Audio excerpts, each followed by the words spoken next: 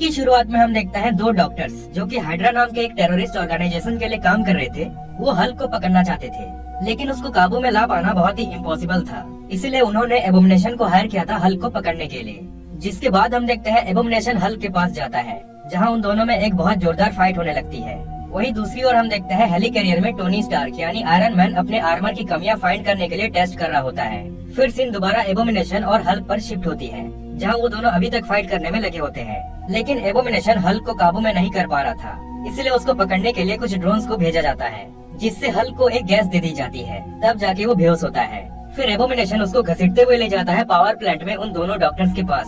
Actually उन दोनों doctors का प्लान ये था कि उनका एक पावरफुल वेपन को बनाने के लिए हल्क की बॉडी में मौजूद गामा रेज का वो यूज करना चाहते थे। लेकिन फिर हम देखते हैं कि वो डॉक्टर्स एबोमिनेशन को भी धोखा दे देते हैं और उन दोनों को कैद करके अपना एक्सपेरिमेंट स्टार्ट करते हैं। पहले तो सब कुछ सही चल रहा होता है, लेकिन फिर अचानक उसमें कुछ गड़बड़ी आ जाती है, जिससे वो पावर को ऑफ करने की कोशिश भी करते हैं, लेकिन वो ऑफ ही नहीं होती। जिसके बाद उसमें से एक एक्सप्लोजन होता है, लेकिन उससे पहले हल्क किसी तरह खुद को छुड़ाकर एबोमिनेशन को भी बचाकर उस पावर प्लांट से निकल जाता है। लेकिन फिर हम देखते हैं कि उस एक्सप्लोजन में कुछ नुकसान नहीं होता, यानी वो दोनों डॉक्टर्स भी जिंदा होते हैं। लेकिन उस गड़बड़ी के कारण एक अननोन एनर्जी प्रोड्यूस हो जाती है। फिर वो डॉक्टर्स डिसाइड करते हैं उस एनर्जी को कैप्चर करने की। अब जैसे कि उस एक्सप्लोजन में बहुत ज्यादा गामा रेज भी एमिट्स हुए थे, तो इसकी खबर आयरन मैन तक भी पहुंच जाती है, जिससे वो तुरंत उस पावर प्लांट की ओर निकल जाता है। वही हम देखते हैं एबोमिनेशन की जान बचाने के बाद भी वो हल्क को थैंक्स नहीं कहता और वहाँ से चला जाता है। तभी आयरन मैन वहाँ पर आता है और उसे लगता है कि उस एक्सप्लोजन के पीछे हल्क का ही हाथ होगा, इसलिए वो उस पर अटैक करने लगता है। लेकिन हल्क भी उसकी खूब पिटाई करता है, पर फाइनली हल्क उसे समझा देता है कि ये सब मैंने नहीं किया, उन डॉक्टर्स ने किया। फिर वो दोनों उस पावर प्लांट के अंदर जाते हैं, जहाँ वो देखता है कि वो डॉक्टर्स उस अननोन एनर्जी को कैप्चर करने की कोशिश कर रहे होते हैं, लेकिन वो एनर्जी आउट ऑफ कंट्रोल हो जाती है और वहाँ पर मौजूद सारे ड्रोन्स के अंदर घुस जाती है। जिसके बाद वो ड्रोन्स हल्क और आयरन मैन पर अटैक करने लगते हैं। इसी का फायदा उठाकर वो डॉक्टर्स भी वहाँ से भाग जाते हैं। यहाँ हमें पता चलता है कि उस एनर्जी को जितनी ज्यादा इलेक्ट्रिसिटी मिलती जाएगी, वो उतना ही पावरफुल होता जाएगा।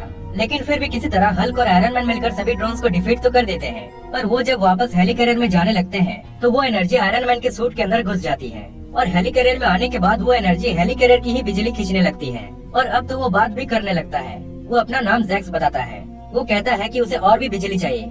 वो पूरे वर्ल्ड की बिजली को एब्सॉर्ब करना चाहता था। फिर हल्क और आयरन मैन उसको रोकने की कोशिश करते हैं, लेकिन वो आयरन मैन के बाकी आर्मर्स पर भी अपना कंट्रोल कर लेता है।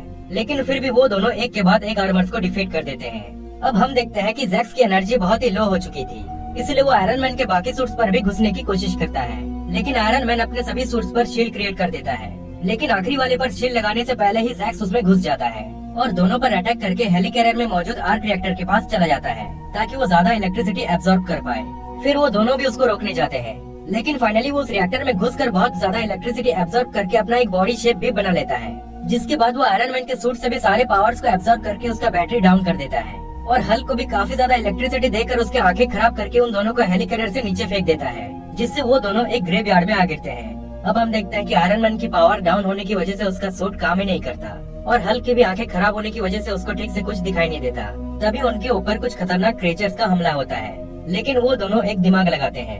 आयरन मैन हल्क को गाइड करता है कि कहां से अटैक हो रहे हैं और हल्क भी उसको फॉलो करते हुए सभी क्रिएचर्स को डिफीट कर देता है। जिसके बाद हम देखते हैं जैक्स हेलिकैरियर को पावर प्लांट के ऊपर होल्ड कराकर अर्थ की सारी बिजली खींचने लगता है। फिर वो दोनों भी किसी तरह हेलिकैरियर के अंदर चले जाते हैं और हल्क आयरन मैन को दोबारा रिचार्ज कर देता है।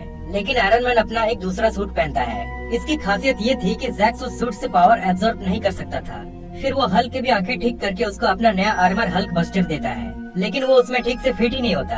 अब हम देखते हैं कि जैक्स बहुत ही पावरफुल होते जा रहा था। वो दोनों उससे फाइट करने लगते हैं, लेकिन आयरन मैन समझ जाता है कि इससे बात नहीं बनने वाली, इसलिए वो हल्क को कहता है कि जैक्स को कुछ टाइम के लिए उलझाए रखो और मैं जाकर हेलिकैरियर के सारे टरबाइन्स को डिस्ट्रॉय करने की कोशिश करता हूँ। और वो ऐसा ही करते हैं।